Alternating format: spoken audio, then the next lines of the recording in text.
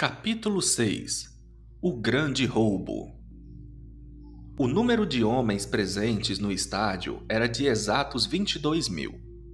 Com grande entusiasmo, eles vibravam, aplaudiam, bradavam e cumprimentavam uns aos outros com tapinhas nas costas.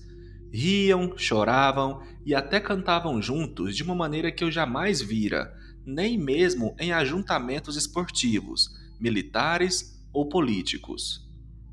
Aquilo não era um tumulto, nem um evento esportivo, tampouco uma inspeção para tropas de guerra de algum país. Era um ajuntamento de cristãos, reunidos com o intuito de celebrar a sua hombridade sob o senhorio de Jesus Cristo.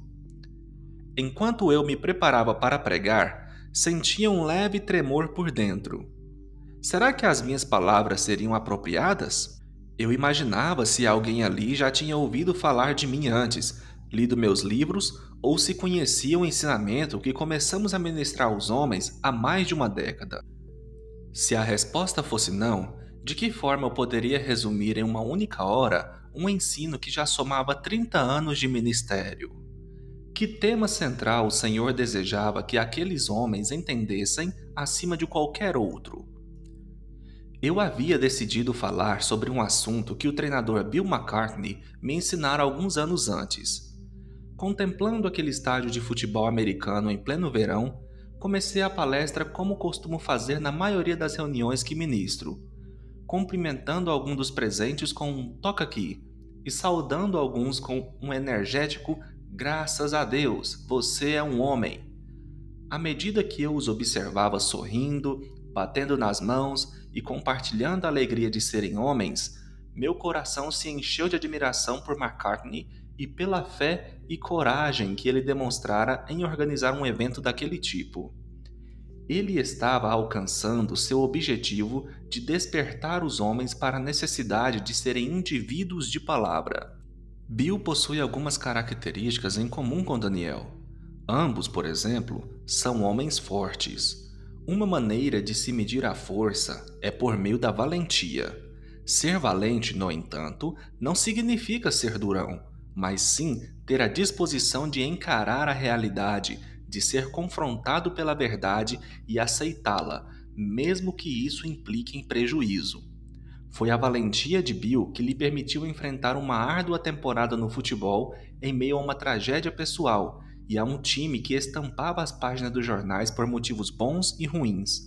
Apesar disso, Bill chegou ao topo, foi o número 1 do país. Não é à toa que ele tenha algo a dizer aos homens. A nota de rodapé na página 96 tem o seguinte: Bill McCartney, treinador de futebol americano universitário, foi também pastor e fundador dos Promise Keepers, Homens de Palavra, movimento iniciado em 1990, com o intuito de buscar um avivamento espiritual e uma mudança de comportamento na vida dos homens.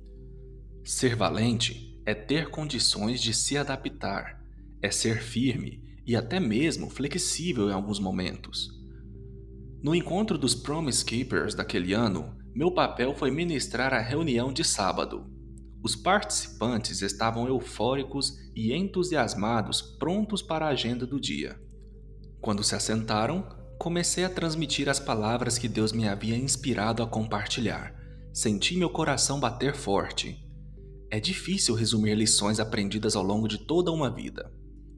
Porém, se pretendemos resistir aos tempos difíceis que estão por vir, precisamos conhecer alguns princípios básicos da hombridade. Assim como transmiti àqueles homens, quero apresentá-los agora ao leitor. A palavra de um homem é um importante sinal de sua hombridade. Para sermos conformados à imagem de Cristo, nossas palavras precisam conformar-se ao que Deus diz. A palavra do Senhor é firme, ela sobrevive aos tempos difíceis. 5 verdades acerca da palavra. Vejamos a seguir 5 fatos incontestáveis referentes à palavra de Deus. 1. A palavra de Deus é o seu compromisso. Quando Deus fez a promessa a Abraão, ele jurou por si mesmo, visto que não tinha ninguém superior por quem jurar. Na nova aliança, estabelecida muito depois de Abraão e da qual Cristo é o mediador, O próprio Cristo é a palavra que confirma a promessa da salvação. 2. A palavra de Deus é a expressão da natureza divina. Jesus foi a expressão exata da pessoa de Deus aqui na terra. Ele disse a Filipe, abre aspas, quem me vê a mim, vê o Pai, fecha aspas. Um versículo bíblico declara, abre aspas, no princípio era o Verbo, e o Verbo estava com Deus, e o Verbo era Deus, fecha aspas. Cristo é a palavra viva do Senhor. Pelo fato de a palavra ser a expressão da natureza divina, foi necessário que Cristo se tornasse o Verbo, a palavra, que se fez carne ao vir ao mundo. Em Cristo, Deus revela sua própria natureza. Da mesma forma, a palavra escrita revela a pessoa de Jesus. Assim como Cristo é a revelação da palavra de Deus, a Bíblia é a palavra de Deus revelada à humanidade. E por meio do Espírito Santo, ela é vivificada no coração do homem. 3. A palavra de Deus é a medida do caráter divino. Quando Jesus Cristo empregou os termos Alfa e Ômega para se referir a si mesmo, ele estava na realidade utilizando a primeira e a última letra do alfabeto grego. Em outras palavras, estava dizendo que é o princípio e o fim. Se estivesse usado o alfabeto tal como nós conhecemos, ele teria dito, abre aspas, eu sou o A e o Z, fecha aspas. O primeiro e o último. A referência ao alfabeto foi uma estratégia que o Senhor usou para revelar a medida do seu caráter. Pensemos em quantas vezes as 26 letras do abecedário já foram usadas, tanto em palavras escritas quanto faladas, desde que foram reunidas. Apesar disso, o alfabeto permanece como no dia em que foi criado. Algumas palavras podem até ter sofrido modificações quanto ao significado ou ortografia, mas o alfabeto em si não diminui. Seu potencial de gerar palavras continua sendo infinito e incomensurável, como Cristo. Pensemos em todos os sermões que já foram pregados com base na palavra de Deus, em todas as revelações conhecidas da palavra, nos livros referentes ao assunto e no quanto ela tem sido usada hoje em dia. Apesar de tudo isso, a palavra continua sendo tão nova e moderna quanto no dia em que foi nos dada. O caráter de Deus é infinito e, portanto, sua palavra também o é. Independentemente de quanto ele venha a se revelar a nós, até mesmo na eternidade, a revelação de seu caráter nunca terá fim. A medida do caráter de Deus está em sua palavra. 4. A palavra de Deus está acima do seu nome. O nome de Deus é tão confiável quanto a sua palavra. Isso quer dizer que, se a palavra não for confiável, o nome do Senhor também não será. A Bíblia declara que a fé vem por ouvir a mensagem, e o ouvir a mensagem vem pela palavra de Deus. A oração de fé é sempre feita com base no que a palavra afirma. É também com base na palavra que usamos o nome de Jesus. Quando Cristo nos orientou a usarmos seu nome, ele estava literalmente dizendo que usássemos sua autoridade. Entretanto, o uso do nome de Cristo decorre da autoridade da palavra dele. 5. A palavra de Deus é a única fonte de fé e regra absoluta de conduta. Abre aspas. E não há salvação em nenhum outro, porque abaixo do céu não existe nenhum outro nome, dado entre os homens, pelo qual importa que sejamos salvos. Fecha aspas, além do nome de Jesus. Ao ser aceita com fé, a palavra de Deus por si só encerra o poder de salvar. Somos salvos pela semente incorruptível da palavra. Abre aspas. Não só de pão viverá o homem, mas de toda a palavra que procede da boca de Deus. Fecha aspas. A palavra do Senhor não falha. A história está sempre se repetindo. Por mais que uma cultura mude, a natureza humana permanece a mesma. Nossa época não é diferente daquela em que viveu Isaías, o príncipe dos profetas. Certa vez, ele profetizou à sua geração e, dirigindo-se à nação da qual também fazia parte, afirmou que cada indivíduo tinha conhecimento das iniquidades que cometia.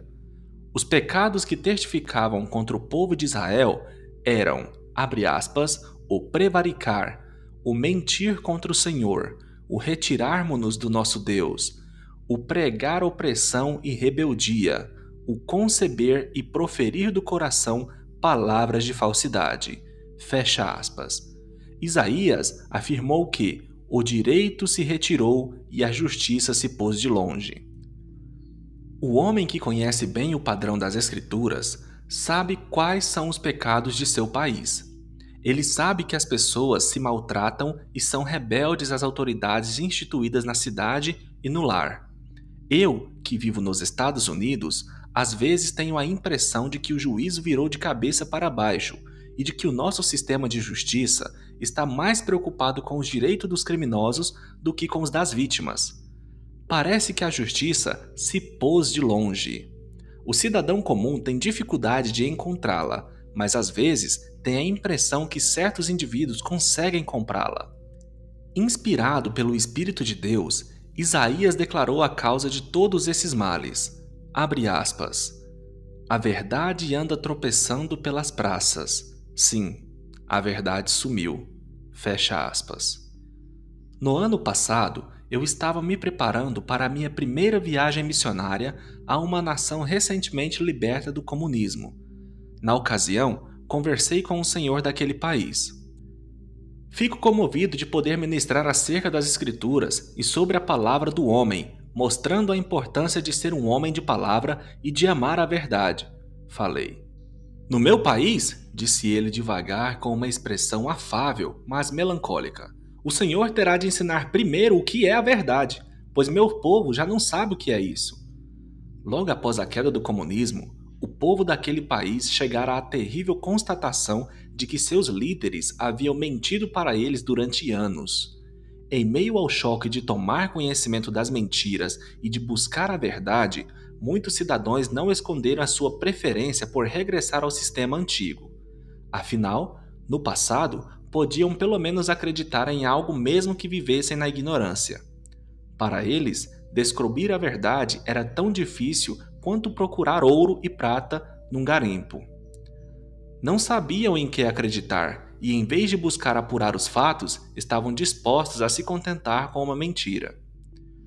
Um recente artigo da capa de revista Time, intitulado Lying, Mentir, tratou dessa praga endêmica presente no caráter nacional dos Estados Unidos. No texto, o autor desenvolvia a tese de que todo mundo mente, e pelo fato de a mentira estar espalhada por toda parte, o ato de mentir estava sendo colocado como a regra, e não a exceção. Posteriormente, um leitor escreveu ao editor da revista, repreendendo-lhe pelo artigo. Abre aspas. Não vejo uma maneira melhor de estimular a mentira do que dizer às pessoas que todo mundo mente. Fecha aspas. As verdades bíblicas e a esmagadora ausência de verdade no mundo são de grande pertinência para o modo como as pessoas vivem. No livro de Gênesis, a Bíblia narra a criação do homem e declara com todas as letras que Adão foi criado à imagem de Deus e como uma estrutura moral semelhante à do Senhor. Deus colocou algo de si em Adão. Por meio dessa doação divina, o homem recebeu o poder de criar, presente em seus órgãos sexuais e em sua boca. O fato de o homem ser capaz de gerar criaturas à imagem de Deus é um dos maiores mistérios do universo. Aquilo que se forma no útero é um ser da criação semelhante ao Deus Altíssimo. Fazer do útero um túmulo, isto é, destruir o que o Senhor designou para ser conforme a sua imagem, é um sacrilégio contra o próprio Deus. O poder de criar também está presente na palavra humana. Por meio dela, o homem chama à existência coisas e questões que nunca fizeram parte da história do universo. Por incrível que pareça, as Escrituras afirmam que a morte e a vida estão no poder da língua. Portanto, ao proferirmos algo, precisamos fazê-lo no temor do Senhor, pois prestaremos conta de cada palavra inútil que dissermos. 5 verdades acerca da palavra do homem. Por termos sido criados à imagem de Deus, aquilo que a palavra do Senhor é para ele, nossa palavra deve ser para nós. Deus zela pela sua palavra para cumpri-la, e nós devemos fazer o mesmo. As mesmas verdades pertinentes à palavra do Senhor se aplicam à palavra do homem. 1. Nossa palavra é o nosso compromisso. Lembro-me de uma época, quando era jovem, em que o caráter das pessoas era mais forte e íntegro do que parece ser hoje em dia. A atmosfera moral era tal que mentir, trair e roubar eram considerados pecados graves. Quem fosse pego nesse tipo de prática era expulso da escola, proibido de exercer a advocacia, destituído de cargos públicos, além de ter a reputação arruinada. Naquela época, dar a palavra e apertar a mão de outrem para selar um acordo valia mais do que qualquer contrato assinado. Em geral, nem era necessário fazer um contrato, pois a palavra do homem era o seu compromisso. Ao dar sua palavra, ele estabelecia um pacto, e o aperto de mão era o sinal de que o pacto estava selado. Nos dias atuais, essa já não é mais a regra. Os advogados formulam uma papelada enorme, num tremendo esforço de cobrir cada detalhezinho de um acordo. Apesar disso, um contrato tem a mesma confiabilidade que o caráter daquele que o assina. Até mesmo no casamento, os homens fazem promessas e juram que permanecerão casados até que a morte os separe. No entanto, costumam tratar os votos matrimoniais como parte de um ritual desprovido de qualquer significado verdadeiro. Em muitos casos fora da igreja cristã, essa frase é até suprimida. Já cheguei a ouvir um pastor dizer, abre aspas, por que fazer os noivos mentirem no dia do casamento? Fecha aspas. Quando um homem não valoriza a verdade, também não atribui muito valor à sua própria palavra. 2. Nossa palavra é a expressão da nossa natureza.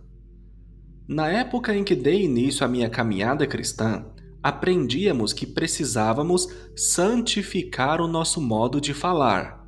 Assim, mesmo as formas suaves de se expressar algo indevido eram conscientemente banidas do nosso vocabulário. Nossa preocupação com as palavras era tanta que estávamos sempre treinando usar o linguajar de versões mais antigas da Bíblia. A geração da qual eu faço parte aprendeu a não usar o nome de Deus em vão. Além do nome de Deus, evitávamos proferir algumas como desgraça, por exemplo. Dizíamos desgrama. Se viajássemos com nossos filhos para um local cujo nome soasse inapropriado, provavelmente brincaríamos dizendo que sequer falaríamos o nome do local, substituindo-o por outro que não soasse mal. Por exemplo, se fôssemos a um local cujo nome seja a Caverna do Diabo, a maior caverna do estado de São Paulo, talvez riríamos e diríamos apenas Caverna do Inimigo. Para nós, a salvação era uma experiência que impactava todas as áreas da vida. Por dentro e por fora, o Espírito Santo estava operando para nos purificar de toda injustiça. As palavras de uma pessoa revelam sua natureza interior.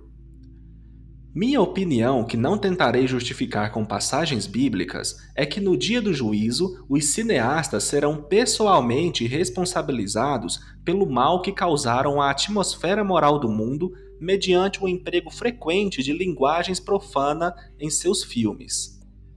Embora neguem a própria culpa ao dizerem que se trata de um linguajar corriqueiro, o fato é que eles têm contaminado a mente, o coração e a boca da juventude de todo o mundo.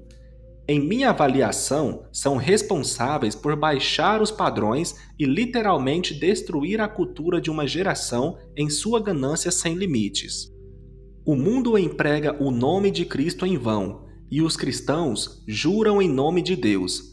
Quem usa o nome de Jesus em sua conversa cotidiana como forma de enfatizar o que está dizendo, não pode tributar a Deus uma adoração verdadeira aos domingos. talvez seja realmente necessário trazer de volta a ideia de purificar o nosso vocabulário. 3. Nossa palavra é a medida do nosso caráter. A maneira como o homem lida com a sua palavra é um indicativo da sinceridade de seu coração e da profundidade de seu caráter. Isso se chama integridade. No momento de maior necessidade, Jó exclamou, abre aspas, nunca afastarei de mim a minha integridade, fecha aspas. E Deus o elogiou em uma conversa com Satanás dizendo, abre aspas, ele conserva a sua integridade, fecha aspas. Enfurecida, após perderem todos os bens da família, a esposa desse servo de Deus esbravejou, abre aspas, ainda conservas a tua integridade? Amaldiçoa esse Deus e morre, fecha aspas. Apesar de tudo, as provas a que Jó foi submetido não são diferentes das que temos enfrentado nesses dias difíceis que estão começando. É difícil quando sua esposa e seus filhos estão mortos em um acidente de carro por uma pessoa alcoolizada, seus bens são levados por uma enchente ou um terremoto e o seguro não cobre a perda, o país onde você nasceu confisca sua propriedade, ameaça sua família, tortura-o e o envia para outra nação, a fim de que você reconstrua a vida lá. Uma doença incapacitante atinge seus olhos no momento em que você dá início à sua carreira artística. Conheço homens que já passaram pelas situações acima. A integridade deles é o que os sustenta apesar das perdas. Os homens que demonstraram ter integridade são admirados e respeitados. As Escrituras dizem que um homem íntegro é alguém que jura com dano próprio e não se retrata. Em outras palavras, é alguém que cumpre a palavra empenhada mesmo que saia prejudicado. 4. Nossa palavra está acima do nosso nome. Nosso nome é tão confiável quanto a nossa palavra. Isso significa que se nossa palavra não for confiável, nosso nome também não o será. O homem que não dá valor à própria palavra diminui seu valor pessoal. Um número surpreendente de pessoas envia falsos currículos para conseguir emprego. Os homens exageram suas qualificações e as mulheres mentem. Então, quando são desmascarados, reclamam porque são afastados de sua função ou despedidos. Seja qual for o nível em que trabalham, o fato é que o valor desses indivíduos cai vertiginosamente quando eles passam a ser considerados indignos de confiança. 5.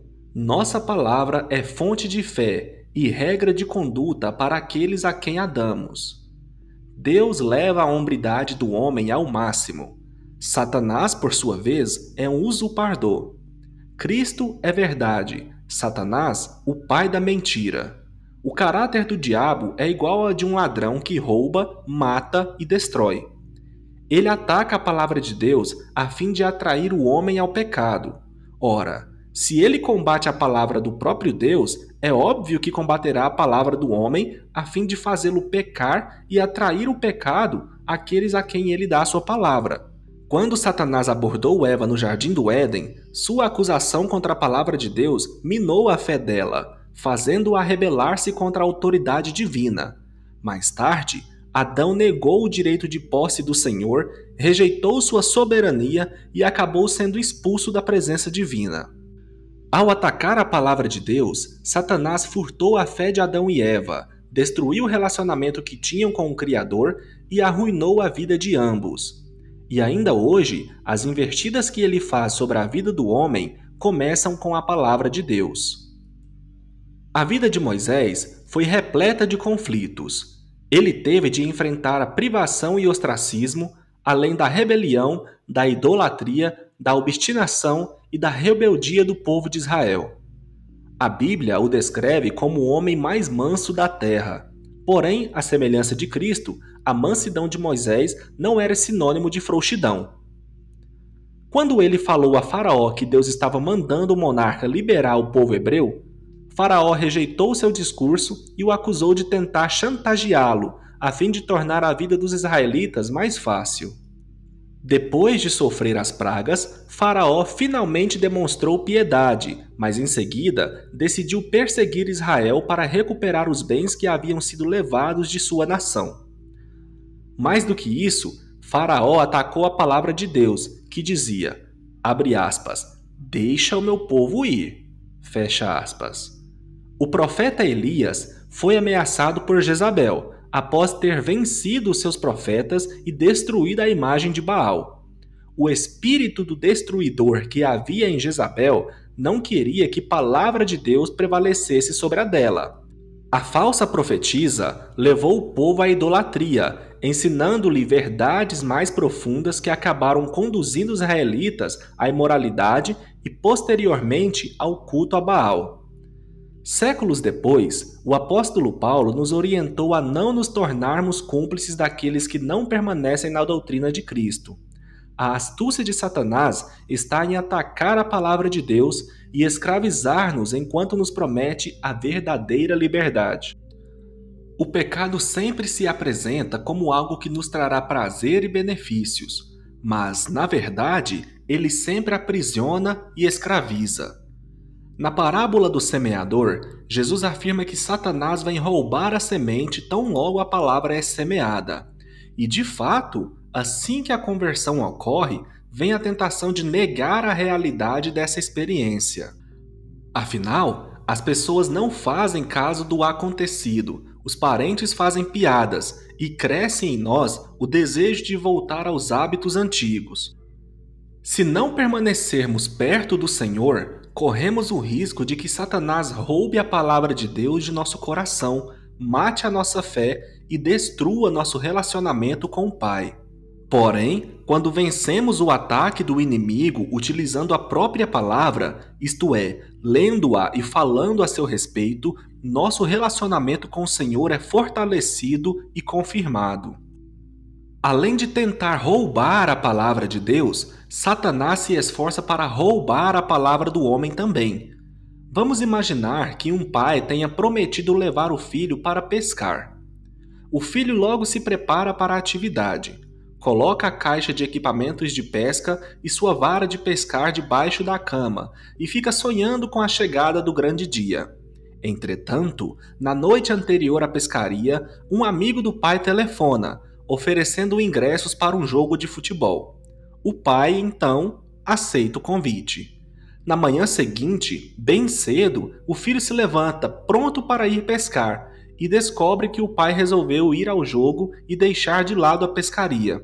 Decepcionado, ele vai para o quarto, emburrado, e só se apresenta para jantar naquela noite sob ameaças. Passa dias se comportando de forma ressentida até que o pai, irritado, dá-lhe um ultimato. Ou ele muda ou será castigado. O comentário na página 108 diz: o pecado sempre se apresenta como algo que nos trará prazer e benefícios, mas, na verdade, ele sempre aprisiona e escraviza. A decepção do garoto se transforma, então, em ressentimento, e depois se aprofunda, virando rebeldia. O pai, alheio à sua responsabilidade no processo, vem a repetir atitudes semelhantes e, desconsolado, vê o coração do filho endurecer cada vez mais. E o que dizer de um homem que está constantemente prometendo mudanças à esposa, mas vive quebrando suas promessas? Ou então, que lhe promete comprar alguma coisa ou levá-la a algum lugar, mas nunca o faz? O que ele não percebe é que com essa atitude está ensinando a mulher a não confiar na palavra dele. A confiança vai apenas até onde existe verdade, e nada além disso. Encarando a verdade. Quando terminei minha preleção naquela manhã de sábado, pus-me a andar por entre as pessoas a fim de aproveitar o restante da conferência. Em dado momento, um indivíduo me abordou. Olhando-me bem nos olhos, disse: em toda a minha vida, jamais um homem falou comigo do jeito que o senhor fez. Peço desculpa se fui duro demais ou se a verdade o ofendeu, comecei.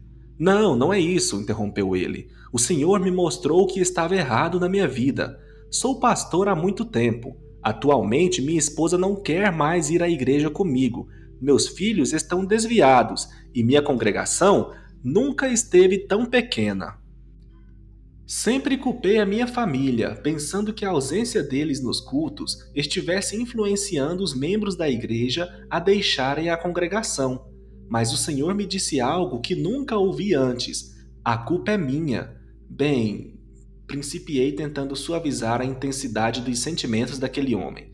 Fiquei escutando o Senhor pregar, disse ele interrompendo-me novamente, e ouvi as verdades que a minha palavra é o meu compromisso e fonte de fé para aqueles que a ouvem, que meu nome é tão confiável quanto a minha palavra. Pela primeira vez na vida, entendo o que fiz para minha família. Durante toda a minha vida, continuou ele, prometi fazer várias coisas por eles, mesmo sabendo que provavelmente não conseguiria cumprir minha palavra, por causa da minha falta de tempo e do meu salário, que não era tão alto. Mas eu me parabenizava pelas minhas promessas e intenções. Aos meus olhos, eu era um homem de intenções boas, que desejava ser capaz de cuidar da própria família. Hoje, percebo que, para eles, eu era um mentiroso. Eu sempre acreditei ser um homem de palavra de Deus. Mas agora já não posso afirmar isso com sinceridade, porque não sou um homem de palavra. Se eu fosse um homem da palavra de Deus, certamente seria alguém que preza a própria palavra. Com um tom de voz ainda mais grave, terminou sua fala como alguém que pronuncia uma bênção. O Senhor acaba de desmanchar toda a minha vida.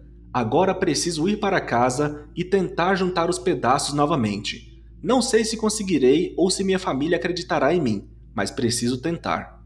Sem esperar uma resposta da minha parte, ele se virou e foi embora.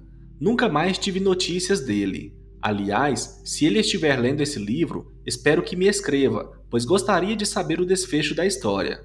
Uma situação difícil? Sim, bastante. Mas real? Pode apostar que sim. Já ouvi relatos de homens que chegam a prometer algo para o próprio Deus e depois não conseguem manter a palavra. Eles não se dão conta de que a palavra deles está sendo roubada. O inimigo desses homens é o próprio caráter superficial que possuem, o qual não é forte o bastante, e também a conspiração que Satanás faz para roubar-lhe as palavras, aniquilar sua influência e destruir seu sucesso e seus relacionamentos. De acordo com o padrão presente nas Escrituras, o profeta sempre antecede o Salvador. Sua função é gerar temor no coração das pessoas e mostrar-lhes sua necessidade de mudança.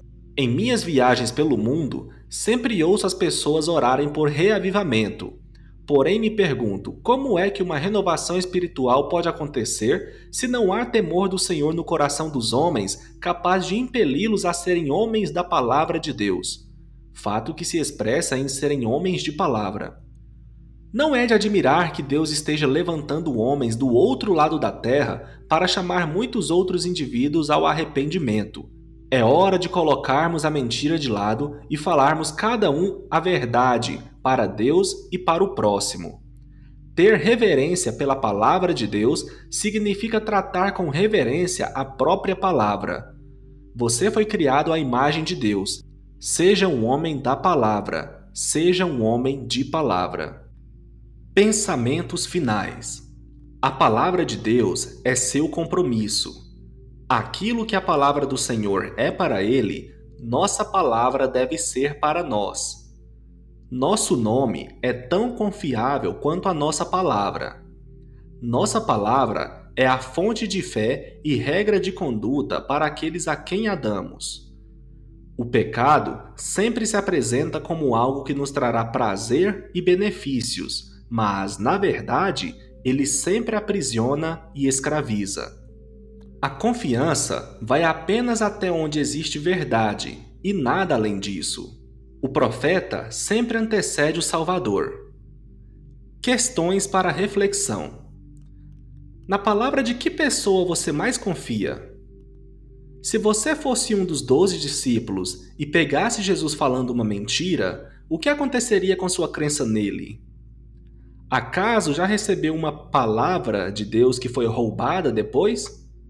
O que você pode fazer durante esta semana para ajudar outras pessoas a acreditarem na sua palavra?